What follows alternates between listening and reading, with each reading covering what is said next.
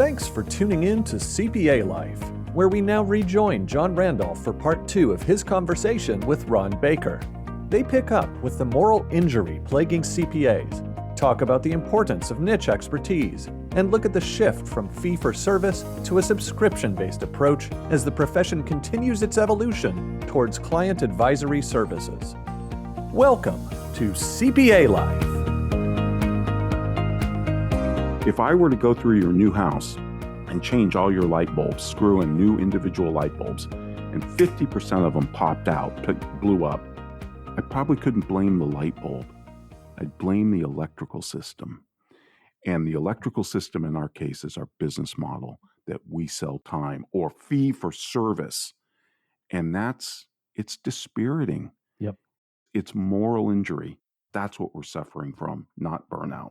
You know, Ron, it's interesting that you bring that up and you go down that path, because one of the things that I grew up my whole life playing baseball, played it through college, played a couple of years out of college. And so I'm a statistic person. I measure everything. Sabermetrics. Yeah. Tell me you're, what's his name? What's the guy who did sabermetrics? Oh my gosh. I can't think. If you wouldn't have said it, I could. Bill James. Yes. Bill James. My co-host, Ed Kless, who, by the way, is in Allen, Texas. So you're probably similar, close. Yeah, we used to live in Allen, or pretty close to Allen. His son's a baseball player at Allen High School, the biggest marching band in the world. Yeah. From what I understand, I've seen it. It's amazing. But anyway, he's a big sabermetrics guy. When I was at his house once, he brought out the stuff from the 1970s that you ordered from Bill James from a little ad in the back of a magazine. Yeah. And he had all this. I mean, and I've become a huge fan of Bill James, listened to him on some podcasts. He's a brilliant guy. So I totally understand sabermetrics. Yeah, that's really cool. Just absolutely love. As a firm, we track a lot of stuff. Individually, I track probably more than we do as a firm, because and we talked a little bit about this a minute ago, the ability to go back and look at the tape, so to speak. Yep. I think is critical. So one of the things that we did about 2 or 3 years ago was we just started tracking. Because again, the only space that we play in on the recruiting side of our business is public accounting. So all day long, we're speaking to public accounting people. That's all we do. We're not speaking to controllers and CFOs and financial analysts or credit analysts. We're speaking to people in public accounting. So we started tracking. I asked my team, for 3 months, we're going to track this. Where in the conversation does "I hate what I do, get me out of public accounting" come into the conversation? Where does it come in, and how often does it come in? 83% of the time, that's the conversation within the first 10 minutes. Wow. Now, we don't tell people, hey, this is all we do.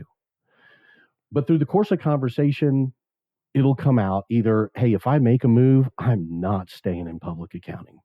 Or I'm looking to make a move, get me out of public accounting. And the conversation at that point we start to have is, tell me why. Tell me what you don't like.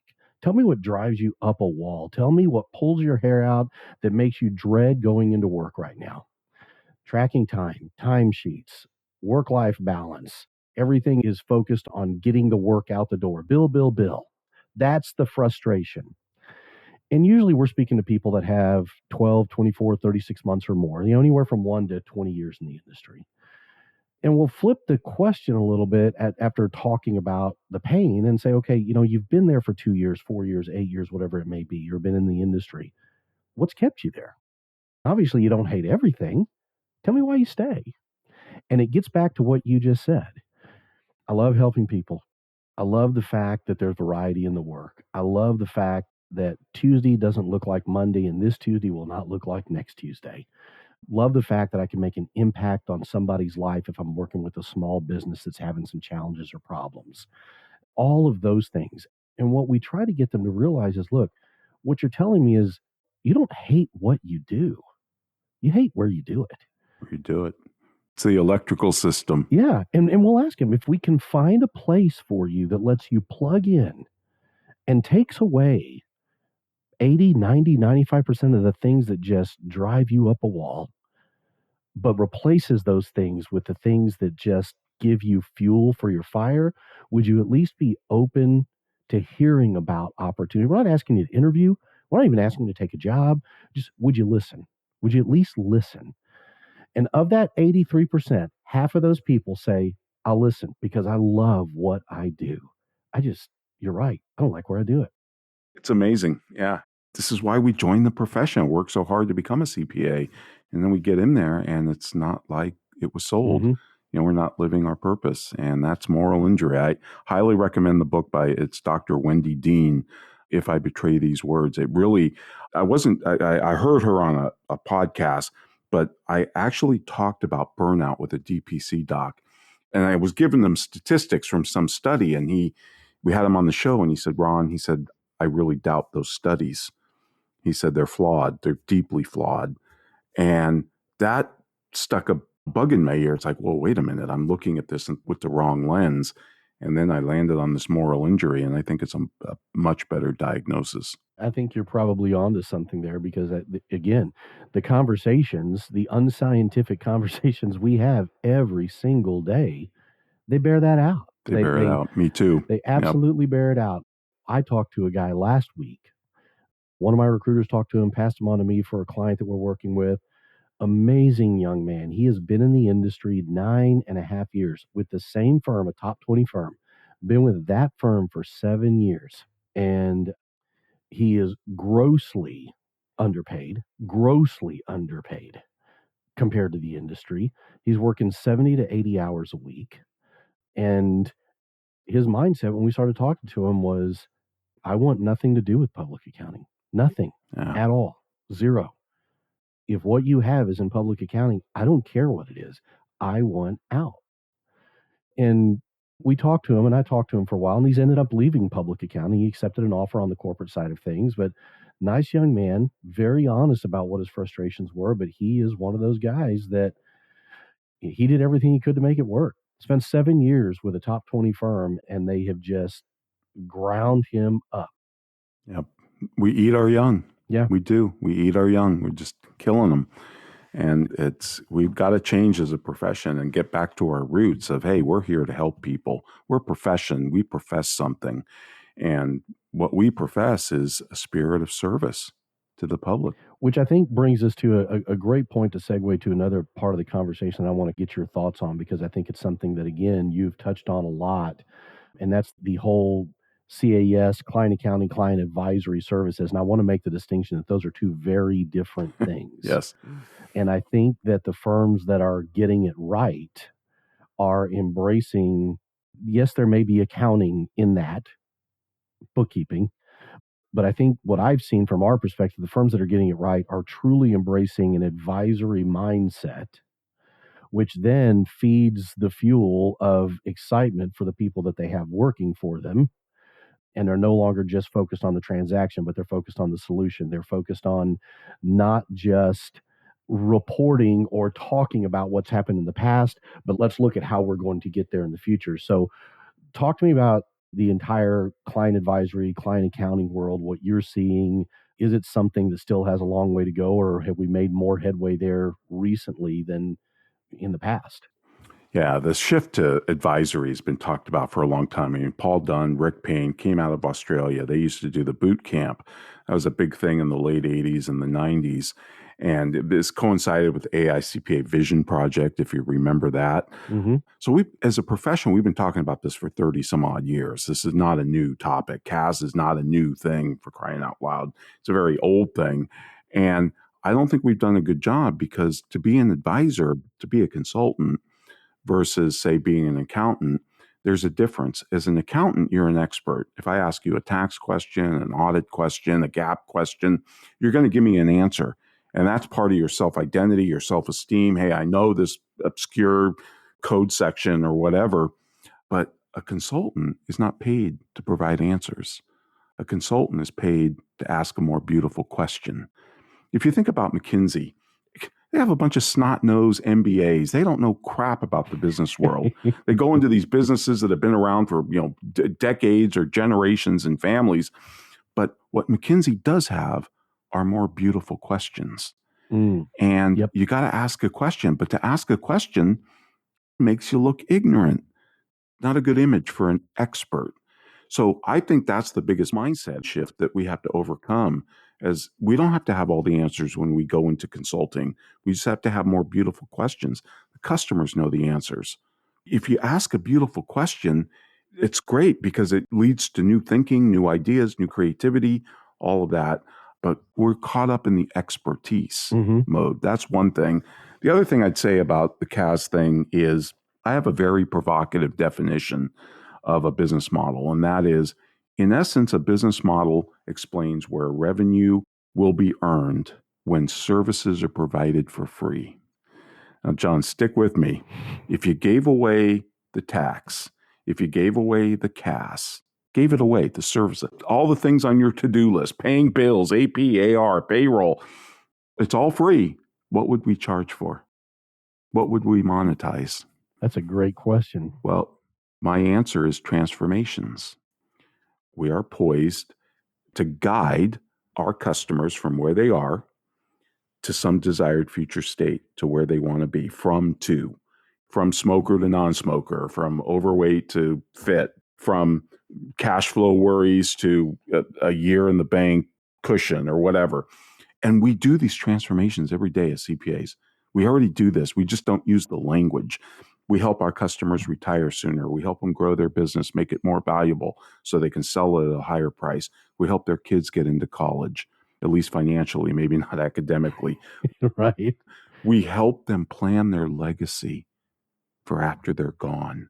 How much is Warren Buffett, Bill Gates, and Mark Zuckerberg, how much time and money do they spend on their legacies? Foundations, estate planning, multi-generational planning. When you guide a transformation, you're touching the customer's soul. And the services become a means to an end. Our value is not in our services. It's not in our scope of work. We have to get away from that. The scope of work is meaningless. The services are meaningless. What matters is guiding those transformations. And we can do it over and over. We can do serial transformations from womb to tomb.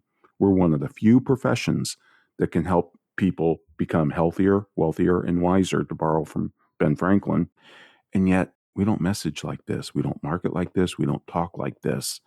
And if we did, I claim we'd have 3 or 4 or 5 times the pricing power that we have by being on a fee for service like the doctors are. I'm only getting paid when I sell a pair of hands. That's way too limiting.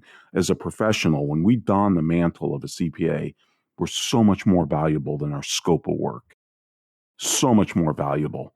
We can have conversations. We can have meetings. Just showing up, being a sounding board, being a financial psychiatrist, having a couch in our office so our clients can lay down and bare their soul.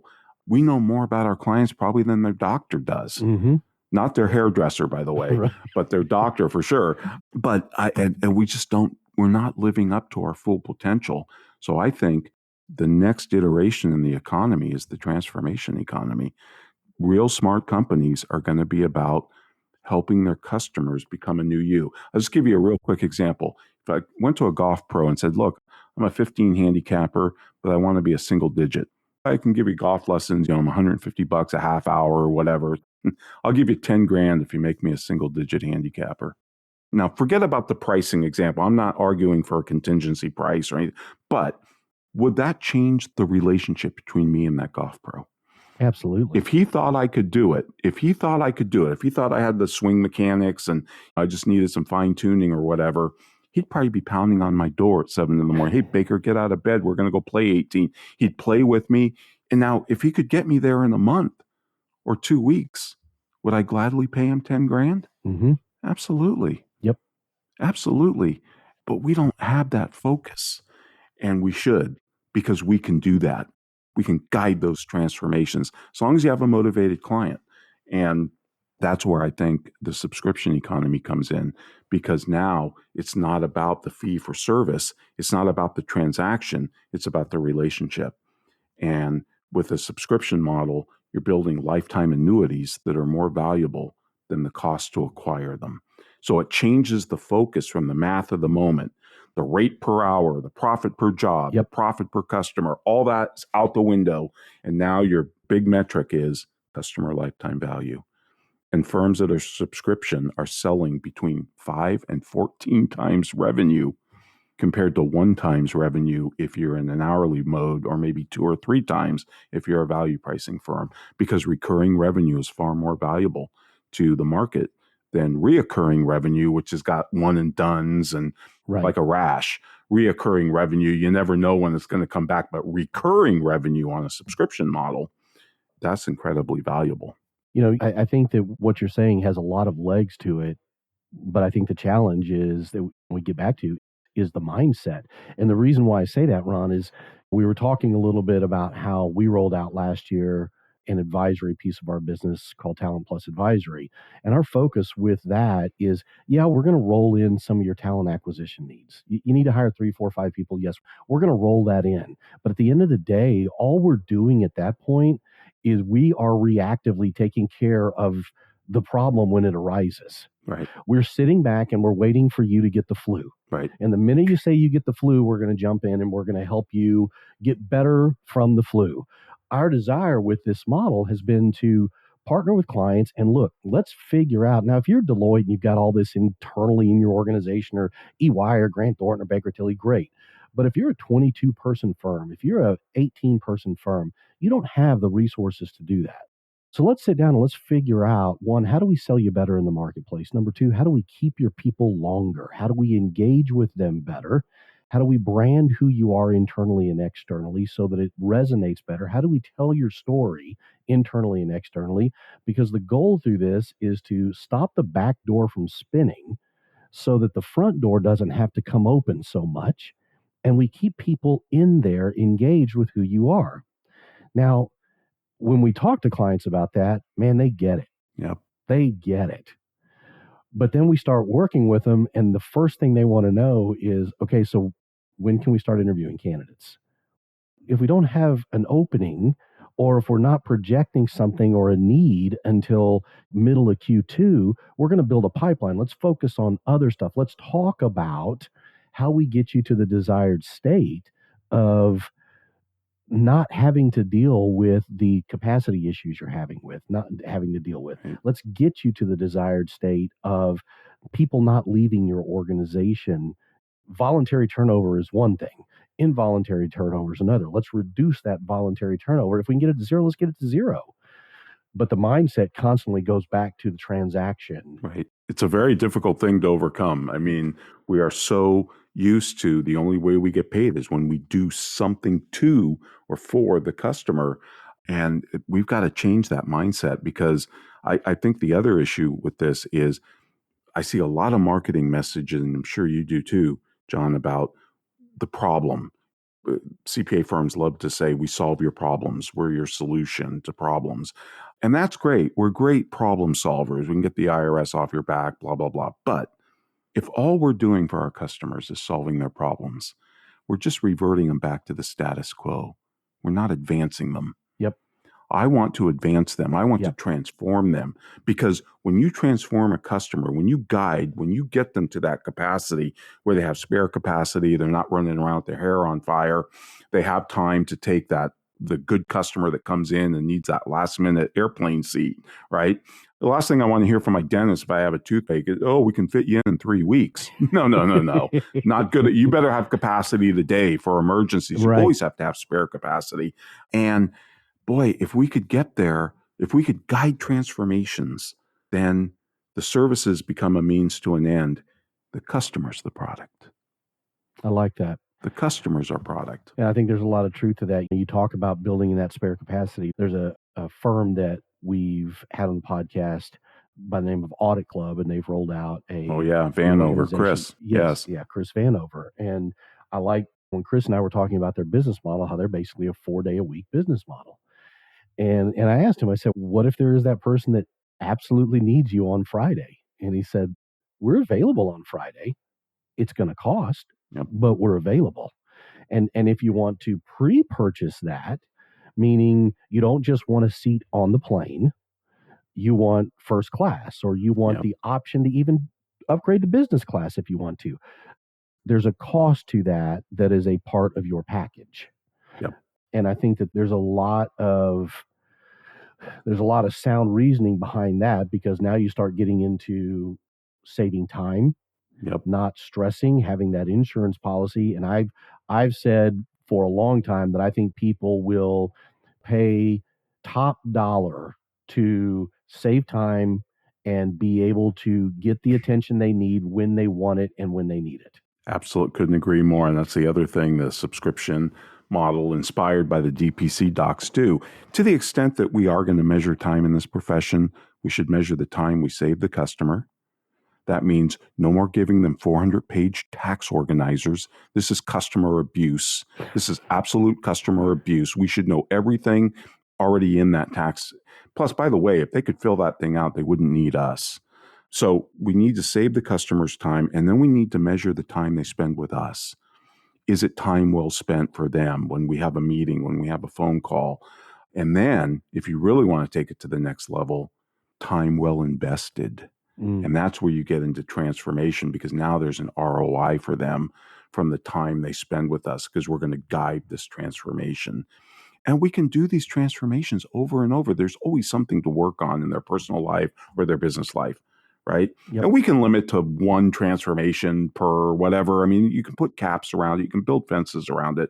But the bottom line is we should be guiding transformations.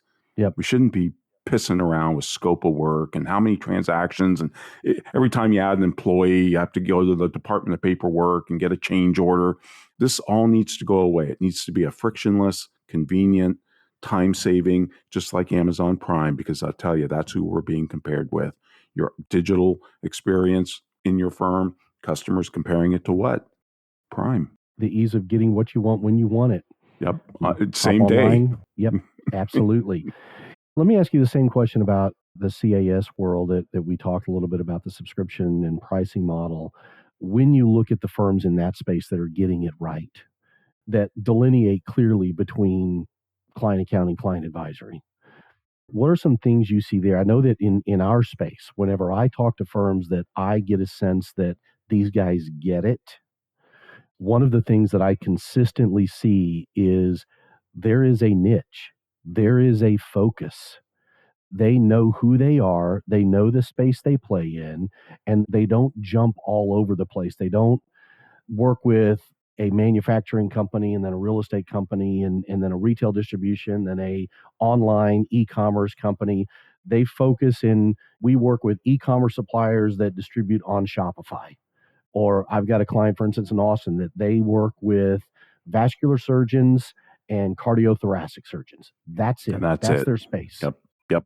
The difference between the firms, and this has always been true, John, for as long as we've been in the profession, the most profitable firms in the world, by far, not even close, all have one thing in common. They're niched. Mm-hmm. They don't try and be all things to all people. They've got their strategy and their positioning very well mapped out. Are you McDonald's or are you Morton's? Yep. Or are you a vegan restaurant? And too many CPA firms try and be all three. I often joke that if CPAs were veterinarians, they'd have a sign outside their office that said veterinarian and taxidermist. That way they could say, either way, you'll get your cat back. And strategy is all about what you don't do, right? It's your firm is defined by the customers you don't have and the services you don't provide. The medical profession figured this out in the 40s. Think about a GP doc.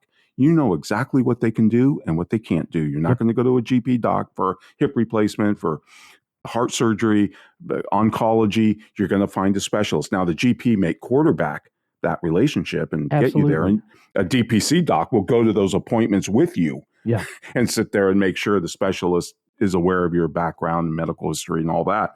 But we have a positioning problem in this profession. These are not pricing questions. Pricing comes after you figure out your strategy and your positioning.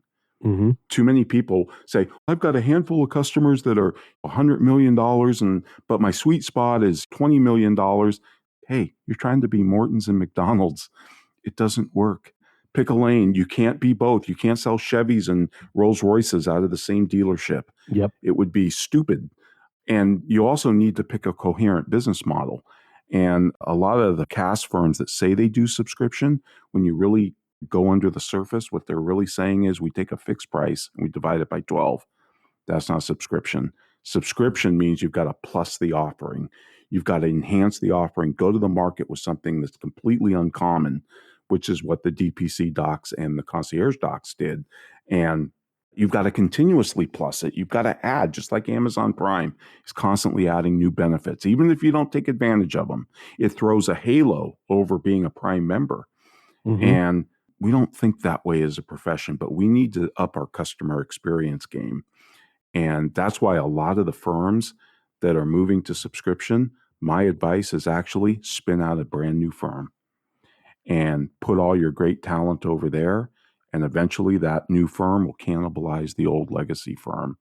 That is by far the most successful way to do that transition empirically that we've seen so far, because it's so hard to operate two business models under the same roof. Mm-hmm. I'm asked all the time, can you do VP and subscription?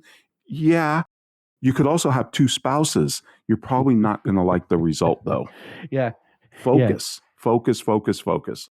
I've been a niche proponent for years in our business and other professional services industry. Me too. I've been a part of 32 different startups and turnarounds, and I've told people for years that the consistent theme for failure in any one of the turnarounds that I stepped into to fix, the consistent theme was trying to be everything to everybody.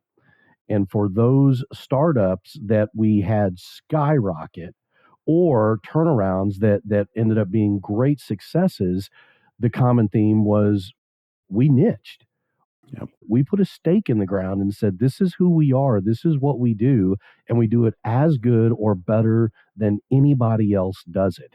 And it's amazing when you do that, you don't have to be the biggest. Yep. Your voice even doesn't have to be the loudest. But since it's screaming in a room where there's not a whole lot of other people talking, your voice tends to be one of the loudest in the room. Yep, so true. My favorite example is if you look at HP, last time I looked, I think they have about 15,000 SKUs, Hewlett-Packard. When you look at Apple, they have fewer than 75. Wow. Kind of says it all. Yeah. Apple's incredibly focused. It takes the same amount to power a incandescent light bulb as it does a laser, but a laser can bore a hole through metal because of its intense focus. Yep. And we're just not focused enough as we try and be all things to all people because we like the variety. In fact, when you get into public accounting, that's what you say. I like the variety. I like working with a manufacturer and then a doctor. And that's great for your intellectual curiosity. It sucks for your business model. Yeah. It's going to constantly keep you jumping. We've got a client that is laser focused in the landscape industry. Yep. That's all they work with. They work with landscape firms and commercial landscape firms. So they don't even work with residential landscape firms, commercial landscape firms. And we placed a guy with them that runs their client accounting services group, not their advisor group, but their client accounting services group. And one of the first things he did, again, to me, it's just logical. He said, John, I got in here and we had somewhere in the neighborhood of 116 different clients that we're doing monthly, quarterly books for. And we've got 11 different accounting softwares that they're running on. It's crazy. Made it very clear within the first 90 days, everybody's converting to QuickBooks Online. Yep. And if you don't want to convert to QuickBooks Online, then sorry, we can't support you. We'll help you find another firm. Exactly. Yeah. He said, John, I need my people to be able to finish with Joe's landscape company, log out of that system, log back into a system and not have to turn their zero brain off and turn their QuickBooks brain on. Yeah. Just stay in that lane. Could you imagine? And know what you do. Could you imagine walking into Starbucks with your own coffee machine? Oh, I want you to use this one to make my latte. Not going to happen. Sorry. No, absolutely not going to happen. It's one of those things that, again, blinding flash of the obvious that sometimes it takes an outsider to take a look in and go, this is not working. For sure. Ron, I can't thank you enough for carving out some time to talk about these topics. And there's so many other things that, I may reach out to you and see if we can set up some time to talk about some other stuff, because there's a lot of things that we touched on and a lot more topics that I'd like to touch on. Your thoughts on private equity that's coming into the industry, what you think about that. Where is this whole movement going in the mergers and acquisitions that are occurring in the industry, about the employee shortage, all of those things that everybody is trying to figure out what are answers to. And I think that some of the things that you've touched on have a piece of an answer to a lot of those problems. If people want to learn more about what you're speaking on, writing about, they can obviously find you on LinkedIn or on your podcast, but give us a little bit more information on those different watering holes where you hang out. You can find me. I'm on Twitter at Ronald Baker. I'm one of the influencers on LinkedIn, so I do posts up there. There's a lot of content up there. You can email me at ron@verisage.com. Happy to talk to my colleagues anytime. You can also find me at thesoulofenterprise.com, which is the radio show I do with Ed Kless that comes out weekly every Friday. It does drop to podcast, although it is a live radio show on Voice America, not Voice of America, Voice America. And that's probably the best place to find me. Okay. And Verisage is VERA SAGE. Yeah, it's a combination of veracity and sagacity. That's how it's a portmanteau of those. So, yeah. Okay. We'll make sure and get all those links in the show notes. And for those of you listening, if you enjoyed what you heard today, hit that subscribe button to ensure you won't miss any future episodes where we spend more time talking about CPA life. Until next time. We hope you enjoyed today's episode. Be sure to subscribe on your favorite podcasting app, leave a 5-star rating, and visit our website for links and show notes at CPALifepodcast.com. We'll see you next time on CPA Life.